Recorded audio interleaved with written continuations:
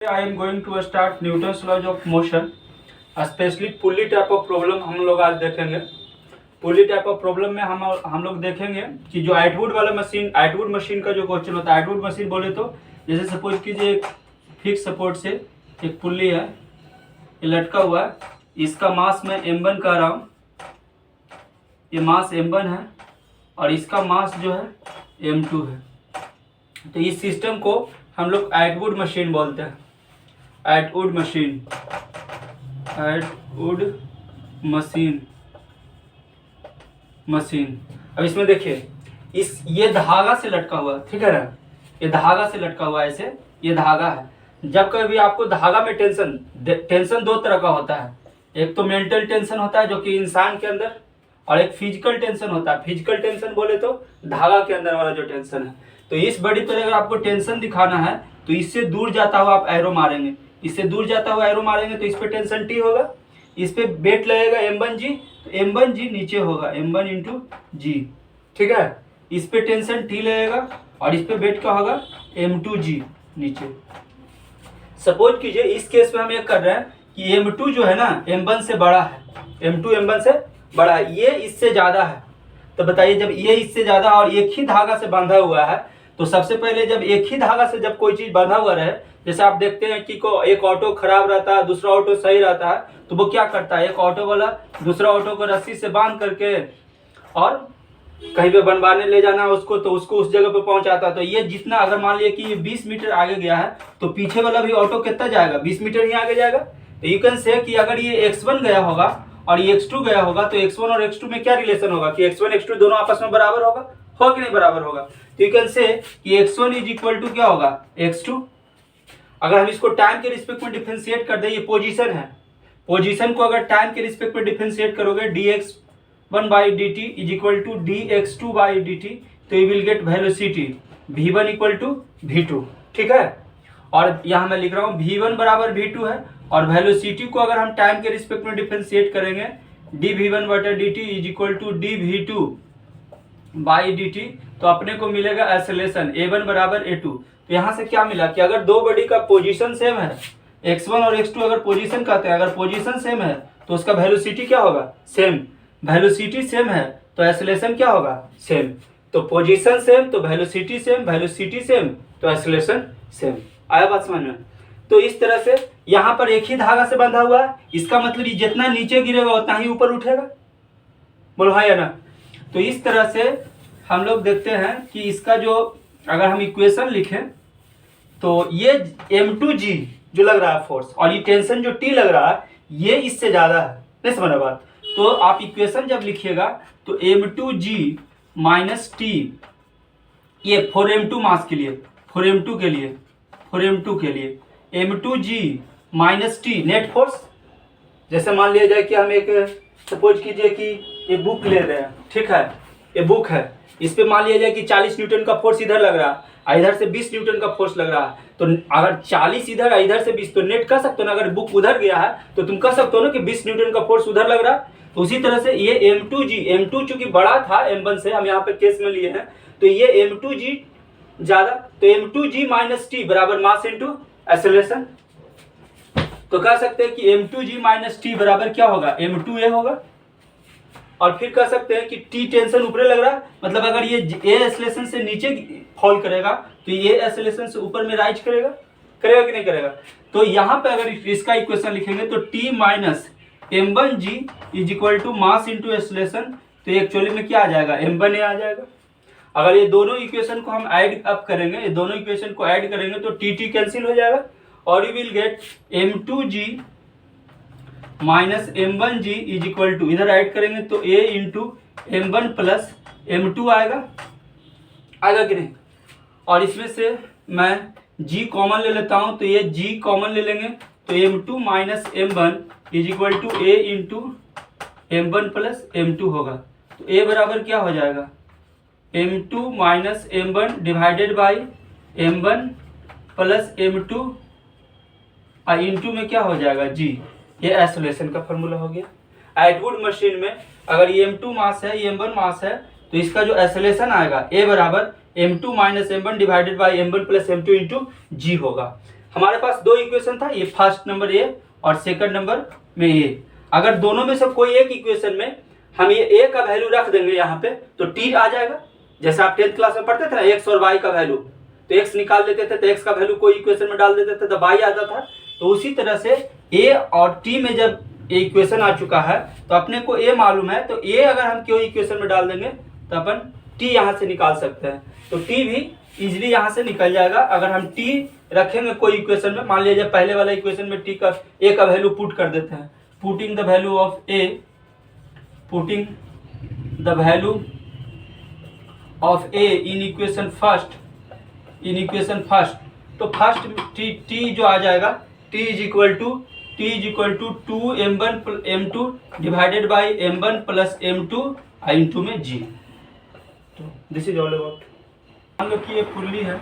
अभी जो मैं पिछला सेक्शन में बताया था कि अगर एक पुल्ली है, ये m1 मास है, ये m2 मास है, तो इसको एटवुड मशीन बोलते हैं। और इसका जो एक्सेलरेशन होगा ये बराबर वो m2 minus m1 divided by m1 plus m2 into में क्या होगा g। ये फार्मूला को जरूर रख ले। ये एक सिंगल पुल्ली में एक अगर सिंगल धागा से कनेक्टेड है, जब कहीं भी टेंशन दिखाना है तो इससे दूर जाता हुआ एरो मारेंगे तो टी, इस पे कितना लगेगा m2g, अभी बताए थे। इस पे टेंशन दिखाना है तो इससे दूर जाता हुआ टी, और इस पे क्या होगा m1 into G. Equation of motion लिखेंगे, एक्सेलरेशन आएगा, टी का वैल्यू जो आएगा पुट करने के बाद जो टी आएगा T is equal to 2m1 m2 divided by m1 plus m2 into में g। तो this is the formula for acceleration and tension, जो कि हम पिछले वाले सेक्शन में आपको दिखाए भी थे प्रूव करके कैसे आता है। इसका इक्वेशन ऑफ मोशन लिखेंगे, इसको लिखेंगे m2g माइनस टी बराबर मास into acceleration net force Newton second law. इसके लिए एक इक्वेशन, फिर इसके लिए एक इक्वेशन, फिर दोनों को सोल्व करेंगे तो एक्सेलरेशन और टेंशन का वैल्यू आ जाएगा। अब m1 और m2 का अलग अलग मास होगा। मान लेता है m2 4 kg है, मान लिया जाए 6 kg है, ये 4 kg है, तो उसमें इस केस में एक्सेलरेशन कितना होगा और टेंशन कितना होगा वो हम क्वेश्चन लेकर के दिखाते हैं। जैसे सपोज कीजिए कि पुल्ली है, ये पुल्ली है, ये मान लिया जाए ये पुल्ली है जिसका मास है 4 kg और इस पे ये लटका हुआ है 6 kg। अब बोलिए ये दोनों में से ज़्यादा मास 6 है 4 है, ये नीचे जाएगा, जितना नीचे जाएगा उतना ही ये ऊपर जाएगा। तो कह सकते हो कि अगर जितना ही x1 और x2 पे जितना डिस्प्लेसमेंट नीचे तो उतना ही इसका ऊपर। तो डिस्प्लेसमेंट सेम तो वेलोसिटी सेम तो एक्सेलरेशन सेम। तो एक्सेलरेशन का हम लोग फार्मूला पढ़े हैं, ए बराबर क्या पढ़े हैं m2 minus m1 divided by m1 plus m2 into में क्या पढ़े हैं g पढ़े हैं। तो एक्सेलरेशन जो आ जाएगा m2 माइनस m1 यानी 6 minus 4 divided by m1 plus m2, तो 6 प्लस 4 इंटू में g का वैल्यू कितना होगा 10।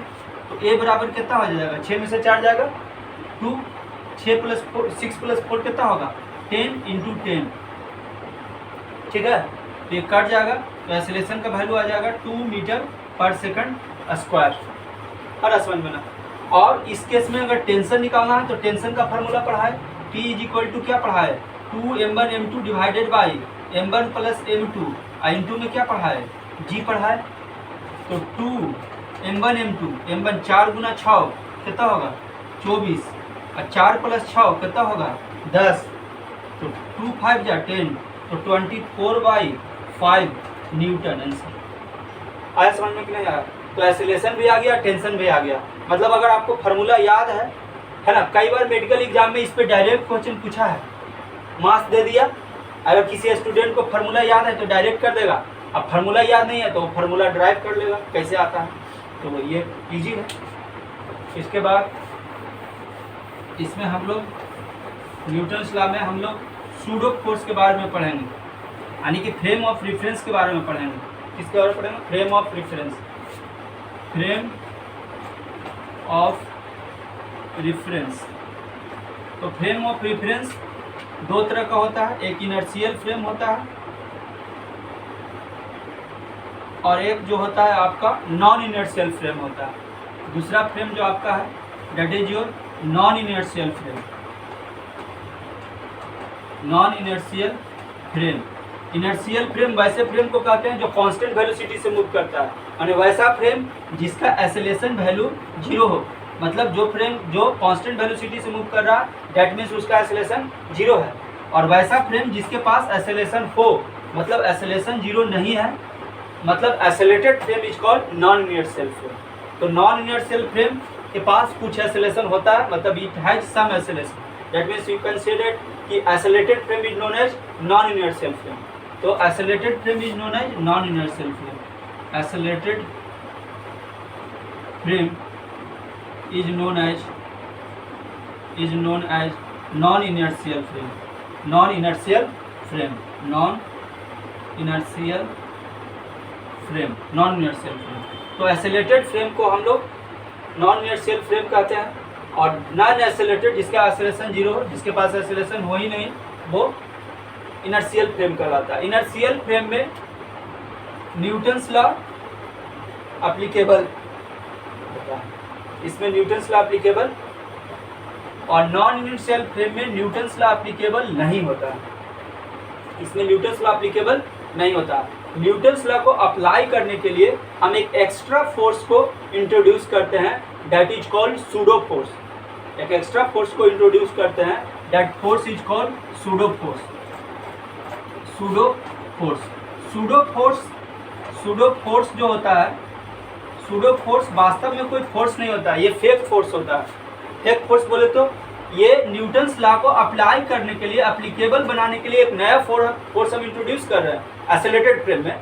ये फेक फोर्स होता है, फिक्सियस फोर्स होता है, ऐसा कोई फोर्स नाम की चीज़ होता नहीं है, बट बस न्यूटन्स लॉ को अप्लाई करने के लिए एक एक्स्ट्रा फोर्स को हमको ज़रूरत है, चूँकि वो बैलेंस रह सके, इसलिए हम एक सूडो फोर्स को इंट्रोड्यूस करते हैं। And pseudo force is always applicable for non inertial frame, it does not applicable for inertial frame, it always keep in your.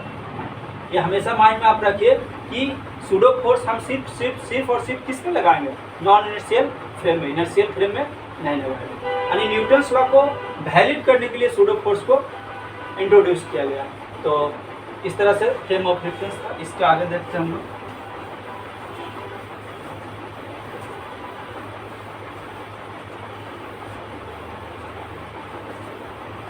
मान लिया जाए कि एक बेज है, इसको हम लोग बेज बोलते हैं।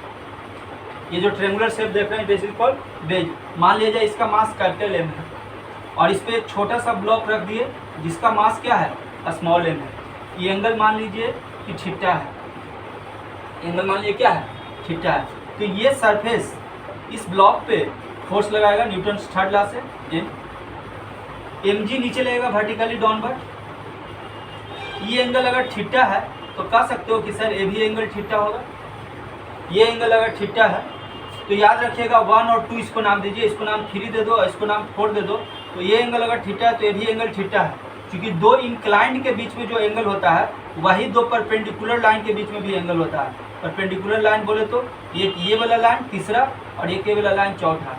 ये एम जी है, तो एम जी का एक कंपोनेंट इधर हो जाएगा एम जी कॉस थीटा, और एक कंपोनेंट इधर हो जाएगा एम जी साइन थीटा, होगा कि नहीं। तो एक इधर हो जाएगा एम जी कॉस थीटा और इधर क्या हो जाएगा एम जी साइन थीटा होगा। तो इस तरह से आप दिखा सकते हैं नॉर्मल रिएक्शन है, ये एंगल थीटा है तो ये भी क्या होगा, थीटा होगा। तो चाहे तो एन का भी हम दो कंपोनेंट तोड़ सकते हैं, एंगल जिसमें सटा हो उसमें कॉस होगा, तो इस वाला में आराम से एन कॉस थीटा हो जाएगा और इधर वाला में क्या हो जाएगा एन साइन थीटा। अब मान लें हम आपको ये कहें कि ये जो बेज है वो ए एक्सेलरेशन से हॉरिजॉन्टल डायरेक्शन में जा रहा है, किस डायरेक्शन में जा रहा है, और इस बॉडी पे आप सूडो फोर्स दिखाइए। तो आप हमेशा याद रखो कि जब कभी भी किसी बॉडी पे सूडो फोर्स दिखाना हो तो एक्सेलरेशन के अपोजिट डायरेक्शन में लगता है सूडो फोर्स। सिस्टम का जो एक्सेलरेशन होगा अगर हॉरिजॉन्टल डायरेक्शन में राइट की तरफ जा रहा है तो सूडो फोर्स इस बॉडी में लेफ्ट डायरेक्शन में लगेगा, और फोर्स चूंकि मास इंटू एक्सेलरेशन होता है तो इस पे जो सूडो फोर्स होगा इस बॉडी का मास इंटू एक्सेलरेशन, मतलब इस डायरेक्शन में सूडो फोर्स लगेगा। अगर ये बॉडी ये ब्लॉक अगर ये ट्रायंगुलर बेस पे रुका हुआ है, रेस्ट में है, इसका मतलब इस पे जितने भी फोर्सेज लग रहे होंगे सारे के सारे फोर्सेज एक दूसरे को काउंटर बैलेंस कर रहा होगा। काउंटर बैलेंस कहने का मतलब कि जितना भी हॉरिजॉन्टल डायरेक्शन और वर्टिकल डायरेक्शन में फोर्सेज लग रहे होंगे सारे के सारे फोर्सेज एक दूसरे को बैलेंस कर रहे होंगे। तो यू कैन से कि N cos theta m g के बराबर होगा और N sine theta m a के बराबर होगा। तो कह सकते हो कि यहाँ पे हम लिख रहे हैं कि एन कॉस थीटा जो होगा वो एम जी के बराबर होगा और एन साइन थीटा जो होगा एम ए के बराबर होगा। एन साइन थीटा जो होगा वो एम ए के बराबर होगा। एक पहला इक्वेशन एक हो गया और ये दूसरा इक्वेशन हो गया, दो इक्वेशन हो गया। मैं क्या करता हूँ इसके आगे वाला पार्ट में मैं दिखा रहा हूँ। अब ये जो मेरे पास दो इक्वेशन आया है उसमें मैं इक्वेशन सेकंड में फर्स्ट को डिवाइड कर देता हूँ। Divide equation second by first. जब डिवाइड कीजिएगा तो N sine theta divided by N cos theta is equal to N sine theta, यहाँ एम ए है, यहाँ पे क्या है एम जी है, एम से एन कट गया, एन से एन कट गया, साइन बाई कॉस क्या होता है tan थीटा होता है, तो tan theta is equal to क्या आ गया ए बाई जी। तो ए बराबर यहाँ से क्या आ जाएगा जी tan थीटा, मगर इसका ए बराबर जी tan थीटा हुआ, मतलब इस एसेलेशन से अगर वो ब्लॉक चलेगा जो हम दिखा रहे थे कि एक ट्रेंगुलर ब्लॉक बेज है जिसपे एक छोटा सा ब्लॉक रखा हुआ और ये एसेलेशन से चल रहा है, तो ये जो एसेलेशन आया बेज का अगर इतना एसेलेशन से चलेगा तो ये जो छोटा वाला ब्लॉक है वो बड़ा वाला ब्लॉक पे नहीं गिरेगा। सिचुएशन कुछ ऐसा है, आप इसको ऐसे समझ सकते हैं कि एक मान लीजिए कि हॉरिजॉन्टल से थीटा एंगल ही बना रहा है बेज, इस पे हम ऐसे रख दिए कि ब्लॉक, ये ब्लॉक मारकर, ठीक है ना। अब हम एक खास एसेलेशन से चल रहे हैं तो ये नहीं गिर रहा, थोड़ा सा अगर गड़बड़ा देंगे तो ये गिर जाएगा, ठीक है ना। तो कोई वो जो खास एसेलेशन है जिससे चले वो न गिरे, वो खास एसेलेशन ए बराबर जी tan थीटा है। आप इस एसेलेशन को भी याद कर लें तो एक क्वेश्चन बनाने में सुविधा होगा, ठीक है। तो इसके बाद हम लोग आगे वाले वीडियो में बात करेंगे। तो this is all about inertial frame and non inertial frame.